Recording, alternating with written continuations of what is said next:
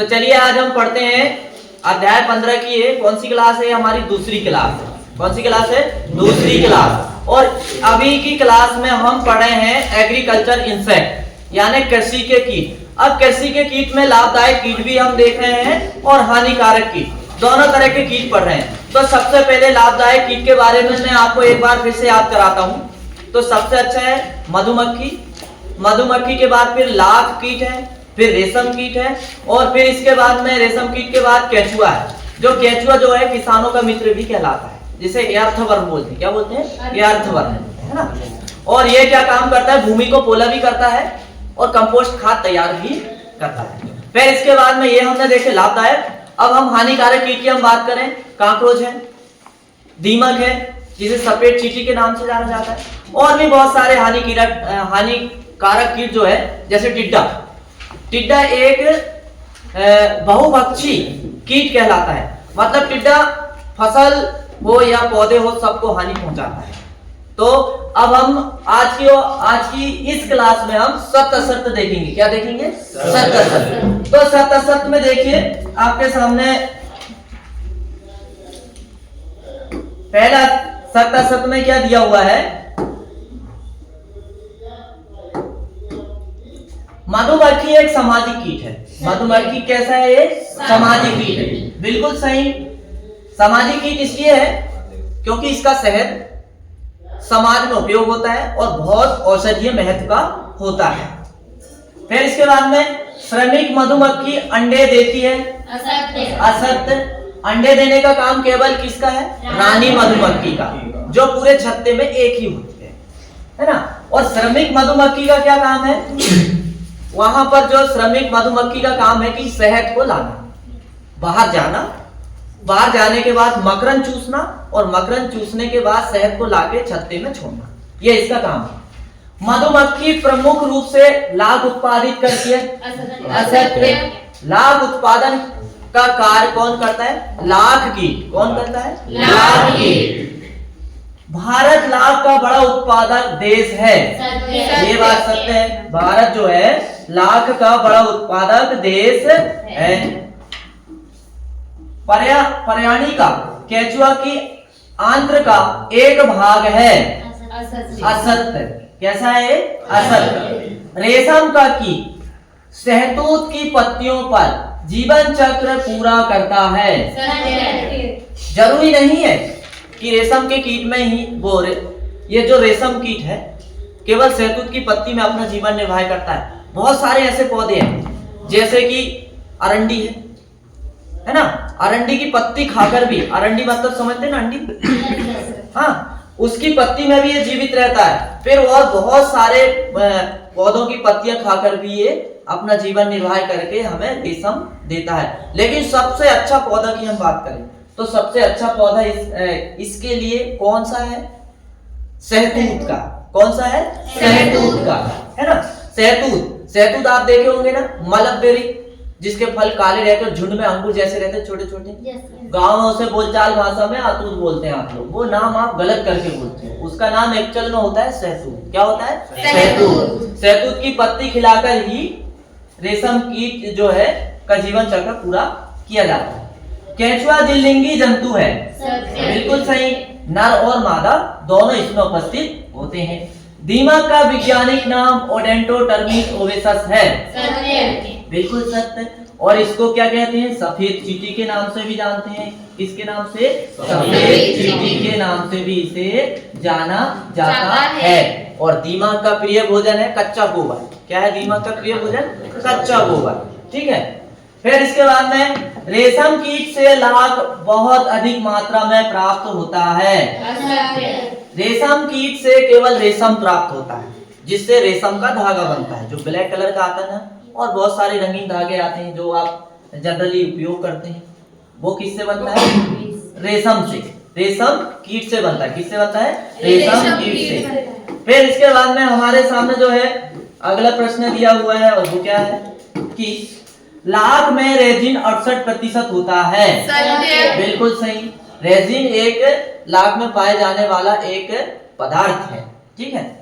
टिड्डा कृषि की फसल के लिए अत्यंत लाभदायक है। असत्य। सबसे ज्यादा हानिकारक है टिड्डा फसलों के लिए। क्या है? टिड्डा फसलों के लिए सबसे ज्यादा हानिकारक है। प्रोस्टिमियम, प्रोस्टिमियम केचुआ के शरीर का अंग है। बिल्कुल सही, ये प्रोस्टिमियम जो है केचुआ के शरीर का एक अंग है। दीमक में कागज को पचाने की क्षमता नहीं होती है। असत्य। असत्य। अरे दीमक तो सब कुछ पचा जाता है, कागज को भी खा लेता है, लकड़ी को भी खा लेता है, कपड़े को भी नुकसान पहुंचा देता है, ये सभी को बचा सकता है। तो ये प्रश्न कैसा है? असत्य है। असत्य रहेगा क्योंकि यहाँ बात की क्या कहा जा रहा है? दीमक में कागज को पचाने की क्षमता नहीं होती है, जो कि गलत है। हमने देखे पुस्तक को दीमक खा जाता है ना। Yes sir. केचुए प्राकृतिक हलवाइयों का कार्य करते हैं। बिल्कुल सही। हलवाई मतलब मिट्टी को क्या करते हैं? अलट पलट कर देते हैं, नीचे की मिट्टी ऊपर कर देते हैं और ऊपर की मिट्टी नीचे कर देते हैं और मिट्टी को खाते हैं। और मिट्टी को खाने के बाद उनको पचाते हैं और उनकी जो अमाशय में जो एक बहुत सारे महत्वपूर्ण अम्ल रहते हैं जो मिट्टी में मिलते हैं, तो मिट्टी में क्या होती है? उपजाऊ शक्ति बढ़ जाती है ना। तो ये है, तो ये हलवाई का काम बिल्कुल करते हैं। फिर इसके बाद में हम देखेंगे सही जोड़ी। 15 का रह गया। चलिए ठीक है, 15 एक छूट गया हमारा, 15 को भी हम पूरा करेंगे। तो देखिए 15 में क्या पूछा गया है? केचुए के 14वें, 15वें एवं 16वें खंड में क्लाइटेलम पाई जाती है। बिल्कुल सही। क्लाइटेलम यानी कुछ नहीं रहता, क्लाइटेलम ऐसा गोल घेरा रहता है। अब यदि आप केचुए की संरचना देखेंगे अपन रिवीजन में नेक्स्ट क्लास में, यदि ऐसा मौका है तब अपन क्लाइटेलम के बारे में जरूर देखेंगे। फिर इसके बाद में हमारे सामने है सही जोड़ी। सही जोड़ी में देखते हैं, सही जोड़ी में आपके सामने क्या क्या दिया हुआ है। देखिए ओडेंटोटर्मिस ओवेसस किसका नाम है? ये वैज्ञानिक नाम सफेद चींटी। और जिसको क्या कहते हैं? दीमक, यानी दीमक के नाम से बहुत फेमस है। केचुए का वैज्ञानिक नाम क्या है? फेरेटिमा पोस्टुमा। क्या दिया है? फेरेटिमा।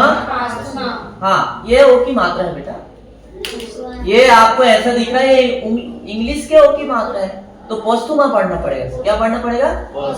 डॉक्टर देखे ना आपको, डॉक्टर ऐसा लिखते हैं। तो इसे डा क्यों नहीं बोलते? इसे तो डॉक्टर इसलिए बोलते, इसमें ये मात्रा लगी रहती नहीं। तो आपको ये ध्यान रखना पड़ेगा, ठीक है। क्या है? इंग्लिश का शब्द है, लेकिन इंग्लिश का शब्द तो है, लेकिन ये चंद्र आदि चंद्र बिंदु लगाकर इसे हिंदी में शामिल कर लिया गया है। समझ में आया? फिर इसके बाद में दूसरा ये हमारा ये था। तीसरा हम देखते हैं रेशम कीट का क्या वैज्ञानिक नाम है? Bombyx mori. क्या नाम दिया है? Bombyx mori. लाख कीट लेसिफर लैका। क्या है लाख कीट का वैज्ञानिक नाम? लेसिफर लैका। तिलचट्टा को क्या बोलते हैं? काकरोच। और काकरेज का वैज्ञानिक नाम क्या है? पेरिप्लेनेटा अमेरिकाना। क्या दिया है? पेरिप्लेनेटा अमेरिकाना। तो अब आपको दूसरी जोड़ी बिल्कुल ठीक तरह से समझ में आ गई होगी। अब हम तीसरी जोड़ी दूसरी जोड़ी देखेंगे। पहली जोड़ी समझ में आई होगी, है ना। अब हम कौन सी जोड़ी देखेंगे? दूसरी देखेंगे। पेरिप्लेनेटा अमेरिकाना कॉकरोच का वैज्ञानिक नाम है। किसका वैज्ञानिक नाम है? कॉकरोच का वैज्ञानिक नाम है। सफेद चींटी या आर्थ्रोपोडा। देखो सफेद चींटी किसका वैज्ञानिक नाम है? दीमक का। और दीमक किस गण में आता है? आर्थ्रोपोडा। किस गण में आता है? तो यहाँ वही दिया है, सफेद चींटी या आर्थ्रोपोडा। बताने का प्रयास वही किया गया है। तो ये इसका संबंध किससे है? दीमक से। शहद का निर्माण कौन करता है? क्राप अंग से। किससे होता है? क्राप अंग से। ये क्राप अंग जो है मधुमक्खी के अंदर पाया जाता है। तो मधुमक्खी जब मकरंद चूसने जाती ना, मकरंद का मतलब क्या होता है? जो फूल का रस चूसना। फूल में एक चिकना जैसा पदार्थ रहता है, चिपचिपा सा। तो मधुमक्खी जाती है, उसको पहले चूसती है और चूसने के बाद उसको सीधा ले जाती है पेट में और एक क्राप अंग में भर लेती है। और जैसे ही क्राप अंग में भर लेती है, फिर इसके बाद में फिर वो वापस से छत्ते में आती है और क्रॉप अंक से फिर वापस से वो छत्ते में क्या करती है, उसको उल्टी के माध्यम से पहुंचाती है। ठीक है।